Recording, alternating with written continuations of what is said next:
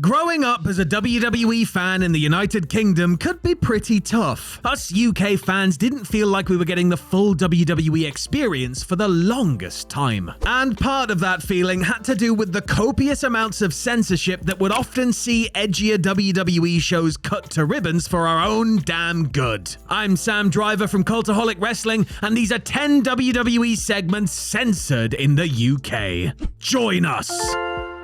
Number 10. Trish's Table Bump.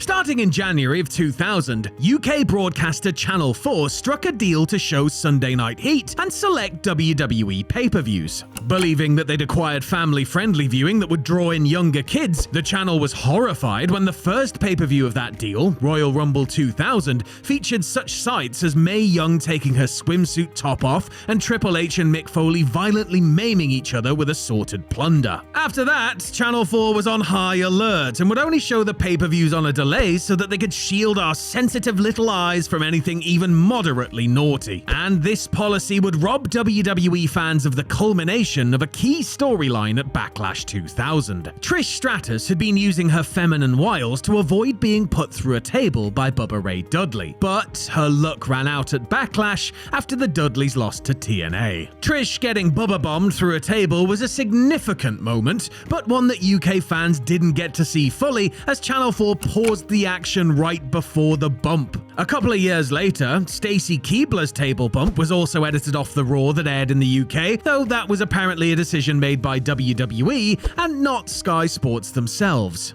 Number 9. X-Pac's Blood. Of course, if anyone had been paying attention since the start of Backlash 2000's broadcast, then they probably wouldn't have been surprised by Channel 4's decision to freeze-frame Trish's table bump. In the show's opener, Edge and Christian defended their tag team titles against D-Generation X members Road Dogg and X-Pac. It was a strong way to kick off what turned out to be a thoroughly enjoyable pay-per-view, the two teams clicking nicely and setting the pace for what was to come. For the finish, X-Pac looked to have Edge pinned when Christian came in and clobbered him with the ring bell. Unfortunately for Sean Waltman, the bolt on the bell cut him open hard way, and he required stitches to close the wound afterwards. And also, unfortunately for UK fans, Channel 4's 50-minute tape delay gave them more than enough time to dilute the experience by digitizing the blood on X-Pac's forehead. It's not like the former European champion had sprung a Ric Flair gusher or anything, but Channel 4 were wary of any bloodshed after the debauchery of the Rumble. Number 8. Moolah and May's 3-minute warning.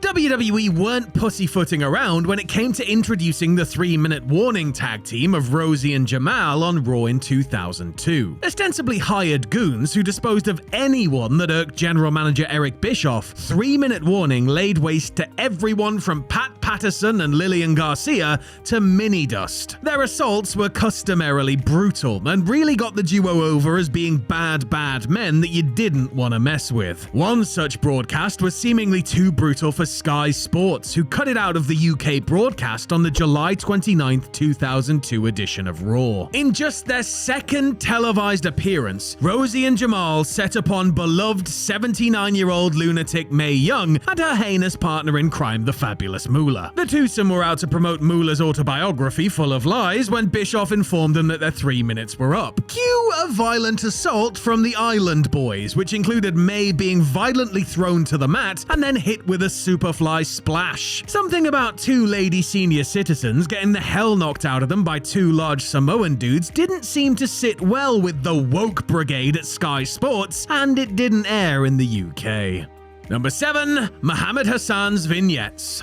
Of course, it's pertinent to remember that all cuts, edits, or other form of censorship to WWE programming were not necessarily done simply because the channel decided to do it on a whim. The British TV Code had an impact on WWE programming in November of 2004 when it resulted in Sky Sports being forced to snip the first 2 introductory vignettes for new character Muhammad Hassan. Even though some felt those vignettes were surprisingly tasteful given WWE's track record in the old racism department, department, the code stipulated that they could not air on UK TV as they brought up Hassan's Muslim heritage, and regulatory body Ofcom didn't allow for unfair portrayals of religious groups. WWE would themselves cut the infamous angle with Hassan and The Undertaker that aired in the US on July 7, 2005, the same day as the London bombings, from the version sent to Sky Sports, but it's almost a guarantee that the channel wouldn't have shown it if given the option. Number 6. The 9/11 SmackDown.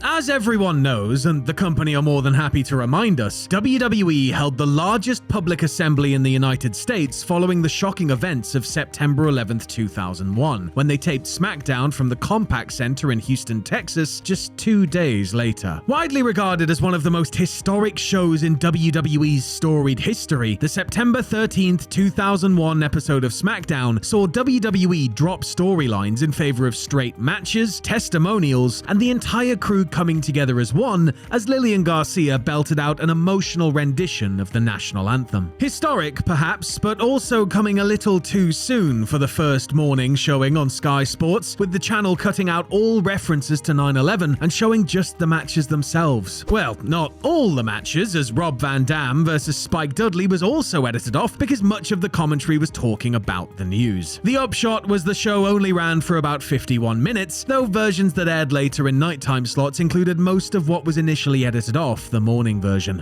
Number 5. HLA. With business declining post-Attitude Era, WWE felt the best way to get those ratings looking healthier was to produce scandalous segments that would create controversy and get people talking. One of those ideas was the introduction of HLA, which, as we all know, stands for Hot Lesbian Action. Come on, everyone knows that. On the September 9th, 2002 episode of Raw, Eric Bischoff promised that 2 women would get it on in the middle of the ring. The Lucky Ladies, played by trainees plucked from the California-based wrestling school UPW, stripped down to their undies and made out with one another before our old pals the 3-minute warning hit the scene and absolutely obliterated them. Seriously, the way in which Rosie and Jamal beat them up was genuinely sickening, with Jennifer Looney Lane suffering bruised ribs when Jamal struck her with a stiff kick to the stomach. Stations that showed Raw after the fact, including the UK, were not impressed with such intense intergender violence and cut the segment entirely from the show. Vince McMahon, during a later appearance on Confidential, conceded that 3-minute warnings attack might have been a bit much. Number 4. Katie Vick.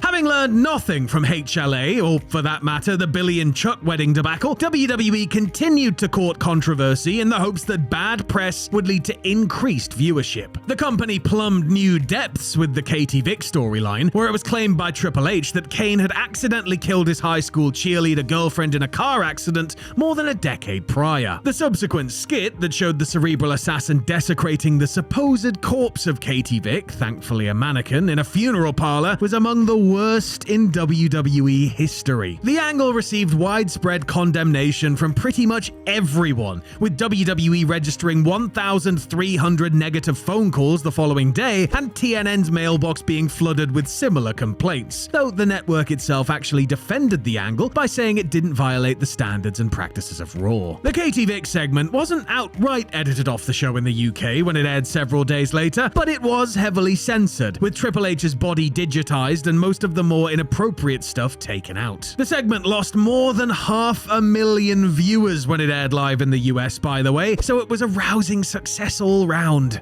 Number 3. Trish barks like a dog. If the sight of Vince McMahon grotesquely making out with Trish Stratus wasn't uncomfortable enough, WWE Creative ensured that you'd be squirming in your seat with the segment that aired live on the March 5th, 2001 episode of Raw. A week after being covered in mop bucket sludge by Stephanie McMahon, Trish came out and apologized for beefing with Vince's daughter. But a simple sorry wasn't good enough for the genetic jackhammer, who asked Stratus to prove it by crawling around on all fours and barking like a dog, which she did. did. Going one step further, McMahon claimed that if Trish was really sorry, she would take off her clothes right then and there, which she did. Vince covered her up and stopped things escalating any further, but really, this had already gone further than it needed to go, the segment generating a ton of complaints and negative press for WWE. Sky Sports 1 edited the whole segment off their airing of the show, which ended 10 minutes early as a consequence. Trish would ultimately get her revenge by slapping McMahon at WrestleMania X7, but the juice wasn't really worth the squeeze in the eyes of many. Number 2, The Undertaker throws Lita off the stage. As you may have gathered by this point, one of the main things that UK broadcasters were most wary of in the early 2000s was depictions of man-on-woman violence, something that was in no short supply in WWE at the time. On the December 17, 2001 episode of Raw, The Undertaker easily beat Jeff Hardy in a singles match and then carried him up to the stage where he delivered a last ride off the side of it through 2 tables below. Then, turning his attention to Lita, who had accompanied Jeff, Taker grabbed her by the hair and threw her off the stage onto Hardy and the debris, after she'd given him a swift kick to the bollocks anyway. That's what US viewers saw live anyway. In the UK, they did a cut right as she was about to be thrown off, and then cut back to her lying on the ground. For replays, they showed a frozen still image, but left the audio of the spot intact. And number 1, the 2-man power trip beat up Lita.